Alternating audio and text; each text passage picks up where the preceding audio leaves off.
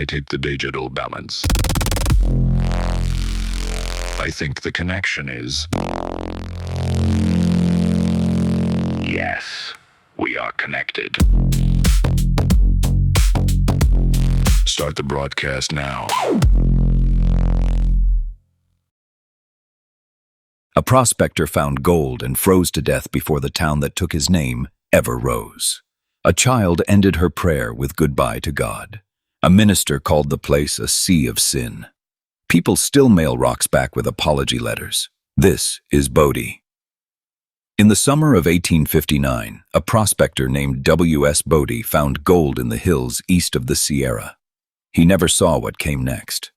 That November, he and a partner were caught in a blizzard on a supply trip. Bodie died in the snow. His body was not recovered until spring. The town that grew on the claim took his name, misspelled, into Bodie. For nearly 20 years, almost nothing happened. A handful of miners worked the ground. Then in 1876, the Bunker Hill mine, later the Standard, hit a rich vein of gold and silver. The boom did not build slowly. It detonated. The ground already had a life. The Kuzadika and northern Paiute used these hills and the Mono Basin for generations. No major village stood on the exact site of the later town. The land was still theirs when the first claims were staked. The flood of miners pushed them out. By 1879, Bodie held somewhere between 7,000 and 10,000 people and roughly 2,000 buildings.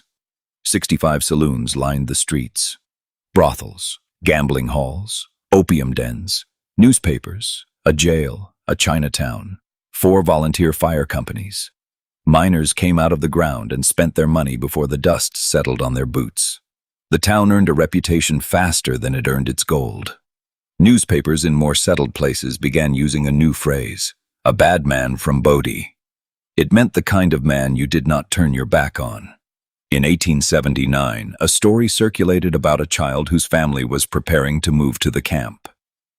According to the first printed version, a girl in San Jose ended her evening prayer with the line, "Goodbye, God. We are going to Bodie in the morning." Bodie's own papers answered with a joke about punctuation. They claimed the child had said, "Goodbye, God, we are going to Bodie." Either way, the line stuck.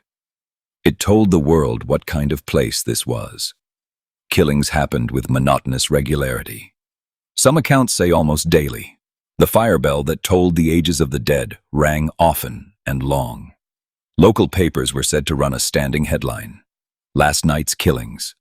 In 1881, a minister named F.M. Warrington looked at the town and wrote that Bodie was a sea of sin, lashed by the tempests of lust and passion. He was describing what he saw: stage holdups, street fights, robberies. Men settled arguments with pistols and knives and then claimed self-defense. Juries often agreed. Convictions were rare. In January 1881, a man named Joseph DeRoche shot Thomas Traylor in the head. The killing happened at the corner of Main and Low after a dance at the Miners' Union Hall. DeRoche was arrested, then escaped when a drunken deputy had charge of him.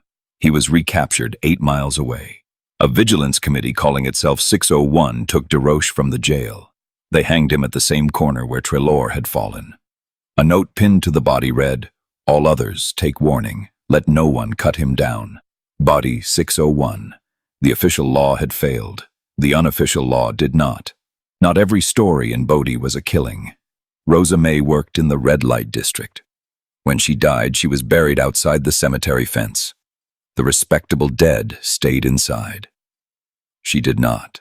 The story people tell is that she nursed sick miners during an epidemic and died of the same illness. No solid death record has turned up. The nursing account may be folklore. The exclusion is not. Visitors still leave tokens near the outcast ground. The decline began almost as soon as the boom peaked. By the mid-1880s, the richest ore was thinning. Men left for newer strikes. Families packed wagons and disappeared down the same roads they had arrived on. In July 1892, a fire started in the kitchen of a restaurant on Main Street. High winds took it. 64 buildings burned. The commercial heart of the town was gutted. Bodie rebuilt on a smaller scale. It never recovered its size or its noise. Another major fire in June 1932 finished most of what was left of the business district. A child with matches, dry wood, wind. By the early 1940s, the last mine closed under wartime orders. The final residents left. What remained was a town frozen in the act of dying. Today, roughly 100 buildings still stand. They are kept in a state the park calls arrested decay. Nothing is restored to look new. Nothing is allowed to fall completely down. The town is held exactly where time left it. And then there is the curse.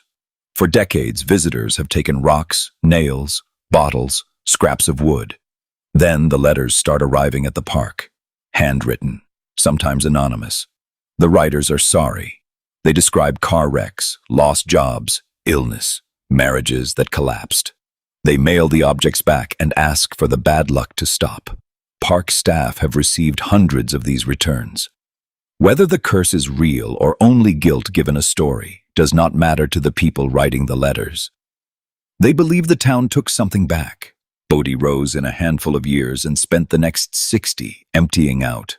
It left behind a reputation, a prayer that became a punchline, a woman buried outside the fence, a vigilance note pinned to a body, and a town that still refuses to finish dying. The gold is gone. The bad men are gone. The letters keep coming. This has been the Digital Madman. If you enjoyed this, please share it, subscribe, and smash the like button so we can get the algorithm to pick it up. Thank you, and I will speak with you next time.